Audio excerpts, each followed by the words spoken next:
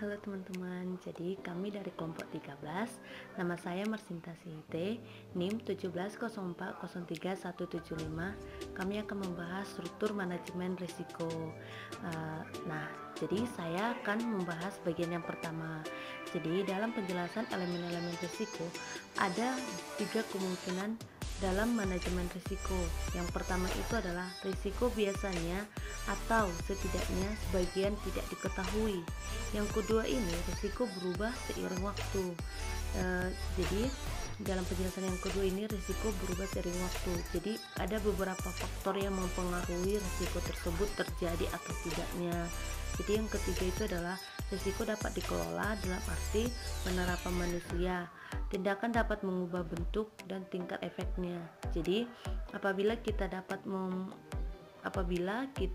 menghalangi risiko tersebut atau mengatasinya, maka risiko yang datang akan minimal. Jadi menentukan besar tidaknya risiko itu tergantung bagaimana tindakan kita untuk menyikapinya.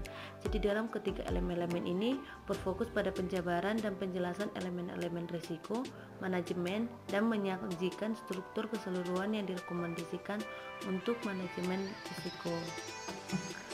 Tujuan perencanaan manajemen risiko sebenarnya hanyalah untuk membuat manajemen proyek untuk mencurahkan pemikiran terorganisir dan terarah untuk proyek manajemen risiko, untuk menyediakan mereka untuk berstruktur organisasi dan membantu mereka dalam membuat usaha. Jadi struktur organisasi ini sangat berpengaruh dalam pembuatan suatu usaha.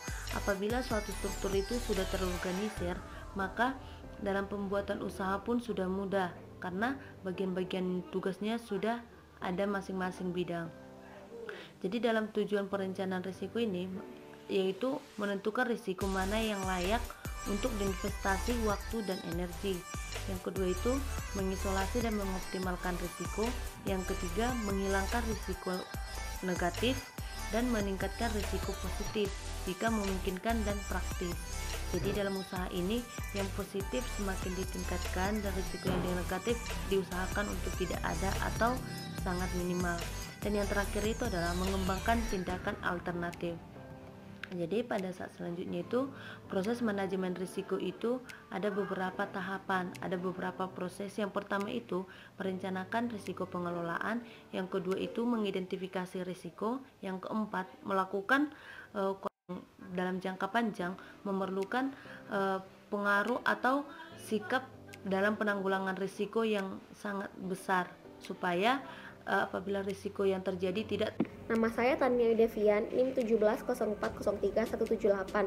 Saya akan melanjutkan presentasi dari teman saya. Tata kelola risiko. Kunci dalam komponen rencana manajemen risiko ini adalah untuk mengatasi tindakan manajerial antarmuka dan hubungan apapun yang ada tidak dinyatakan dalam rencana manajemen risiko secara keseluruhan. Ringkasan pendekatan. Pernyataan ringkasan tidak boleh memberikan informasi baru, melainkan sebaliknya harus menangkap esensi dari strategi yang disempurnakan dalam informasi. Yang ketiga ada bibliografi. Bibliografi adalah lokasi dan identifikasi dokumentasi pendukung. Jika demikian, informasi dipertahankan secara elektronik, maka daftar pustaka harus termasuk nama-nama file dan lokasi server karena sifat penyimpanan data yang selalu berubah-ubah. Persetujuan tidak terbatas pada sanksi wewenang untuk rencana manajemen risiko, serta daftar dan nama judul untuk orang-orang yang bertanggung jawab untuk mengotorisasi pembaruan ke rencana dan dokumentasi pendukungnya. Identifikasi risiko. Identifikasi risiko adalah pendekatan yang terorganisir dan menyeluruh untuk menemukan risiko nyata yang terkait dengan sebuah proyek. Namun, ini bukan proses menemukan yang sangat mustahil. Skenario dalam upaya untuk mencakup setiap kemungkinan yang mungkin. Ulasan dokumentasi. Tinjauan dokumentasi organisasi atau strategi proyek dapat menggambarkan kemungkinan terputusnya hubungan antar proyek-proyek. Teknik pengumpulan informasi. Banyak cara untuk mengumpulkan informasi. Yang pertama adalah wawancara ahli, perbandingan analogi, teknik Delphi, brainstorming, identifikasi akar, metode Sleep Crawford, Tujuannya adalah untuk mendapatkan pernyataan narasi yang jelas dan jelas menggambarkan risiko proyek. Daftar periksa. Tujuan dari setiap proyek adalah untuk mencapai serangkaian tujuan tertentu. Proyek harus diteliti secara sistematis untuk mengidentifikasi peristiwa-peristiwa itu mungkin terjadi secara wajar dan mengancam tujuan proyek. Analisis asumsi. Analisis asumsi menjelaskan di mana informasi tentang analisis resiko yang valid dan di mana akan didasarkan pada ketidakpastian. Ketidakpastian ada ketika tim proyek tidak pernah dapat secara wajar menetapkan probabilitas hasil yang mungkin. Teknik diagram. Karena sifat hubungan dalam proyek dan efeknya ada pada resiko, teknik diagram terkadang akan memberikan wawasan itu tidak tersedia dari data proyek mentah. Pengujian asumsi. Selama identifikasi resiko, asumsi diidentifikasi dan divalidasi selama kualifikasi. Asumsi diuji, pengujian semacam itu dilakukan untuk tidak menetapkan validitas asumsi. Agaknya itu sudah dilakukan sebaliknya. Tes asumsi mengevaluasi stabilitas dan konsekuensi. Stabilitas ini adalah evaluasi potensi perubahan asumsi yang diberikan. Beberapa asumsi pada dasarnya akan berubah, mereka tidak akan stabil. Penilaian ini harus digunakan untuk menentukan tingkat stabilitas untuk diberikan anggapan. Terima kasih.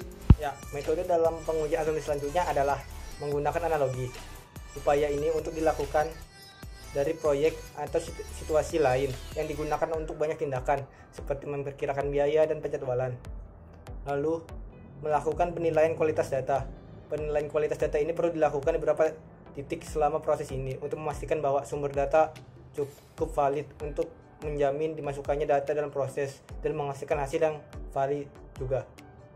Lalu, kategori resiko. Menyortir dan mengategorikan resiko selama kualifikasi resiko dapat memberikan gambaran bidang resiko mana yang paling penting diperhatikan. Lalu, mengkaji urgensi resiko. Ketika kualifikasi resiko sulit untuk menetapkan resiko yang harus didahului lebih dahulu, ketika ketidakpastian itu ada, tentukan resiko mana yang lebih dulu terjadi. Menentukan resiko mana yang akan berdampak pada organisasi terlebih dahulu adalah masalah yang valid.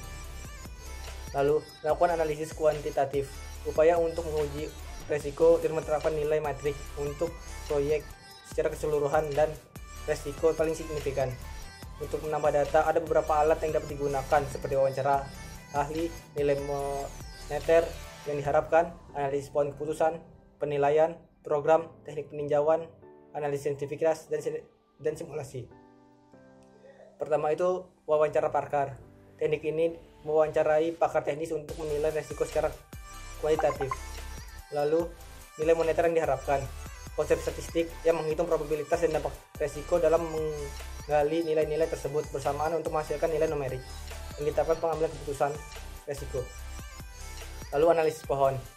Alat ini untuk menyediakan banyaknya informasi dalam format yang mudah diinterpretasikan. Alat ini memberikan informasi tentang opsi probabilitas peristiwa yang terjadi dengan opsi tersebut.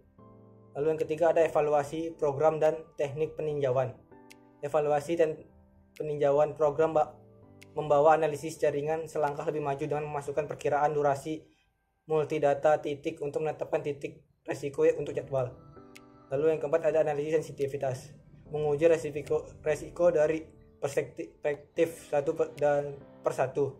Dalam analisis sensitivitas, variabel individu dimodifikasi satu persatu untuk menilai dampak relatif pada hasil proyek. Analisis sensitivitas biasanya dilakukan dalam konteks simulasi resiko. Simulasi resiko, biaya, dan jadwal dapat dievaluasikan menggunakan alat simulasi resiko. Yang paling populer adalah analisis Monte Carlo. Alat ini memberikan rentang hasil yang mungkin dan kemungkinan pencapaian hasil ini. Lalu ada perencanaan respon resiko, merupakan elemen penting dalam proses manajemen risiko yang menentukan tidak ada jika ada yang akan dilakukan untuk mengatasi risiko yang dievaluasi dalam bentuk identifikasi, kualifikasi, dan kuantifikasi. Semua risiko memiliki penyebab. Kadang-kadang beberapa risiko dalam suatu proyek muncul dari penyebab umum.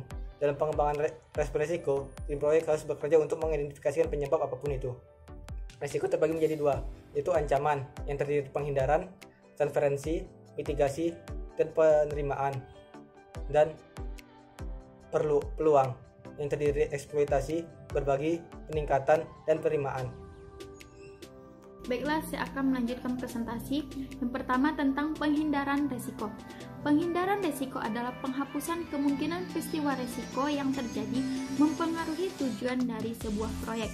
Jadi, penghindaran resiko ini dapat dilakukan pada tahap perencanaan, di mana kemungkinan resiko yang akan terjadi dapat diatasi dengan berbagai langkah pencegahan. Yang kedua ialah pemindahan atau pengalihan resiko.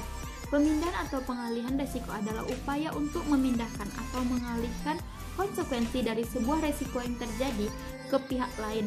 Pihak lain yang dimaksud adalah pihak yang dianggap lebih mampu dalam mengelola resiko. Contohnya, pemindahan atau pengalihan resiko dapat dilakukan dengan berbagai cara seperti melalui asuransi. Yang ketiga ialah mitigasi resiko. Mitigasi resiko adalah strategi penanganan resiko yang paling umum digunakan.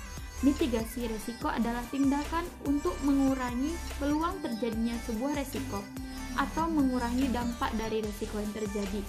Yang keempat ialah penerimaan resiko. Penerimaan resiko adalah keputusan untuk menerima, mengakui, dan bertanggung jawab atas resiko yang terjadi. Penerimaan resiko terdapat dua macam, yaitu penerimaan resiko aktif dan penerimaan resiko pasif. Penerimaan resiko aktif adalah penerimaan resiko yang mana mengakui resiko yang terjadi dan melakukan pengembangan rencana-rencana darurat untuk mengatasi resiko tersebut. Yang kedua ialah penerimaan resiko pasif. Penerimaan resiko pasif ialah mengakui resiko tersebut tetapi tidak melakukan tindakan untuk mengatasi resiko tersebut. Selanjutnya ialah eksploitasi peluang. Eksploitasi peluang adalah pengejaran yang berusaha untuk memastikan bahwa peluang tersebut benar-benar akan terjadi. Strategi eksploitasi memastikan bahwa organisasi tersebut mendapat keuntungan penuh. Selanjutnya ialah berbagi peluang. Berbagi peluang dapat membantu mengoptimalkan kemungkinan suatu peluang dapat dikejar, sehingga resiko kehilangan peluang tersebut dapat diminimalisir. Selanjutnya ialah monitor dan kontrol risiko. Monitor dan kontrol risiko ialah pemantauan dan pengendalian risiko yang melibatkan penerapan rencana manajemen risiko dan respon risiko. Ada evaluasi risiko yang memfasilitasi kontrol risiko, yaitu audit risiko formal, memeriksa tim proyek. Selanjutnya ialah tinjauan risiko, memungkinkan pemeriksaan risiko untuk menentukan apakah diperlukannya tindakan tambahan atau tidak. Sekian dari presentasi saya, terima kasih.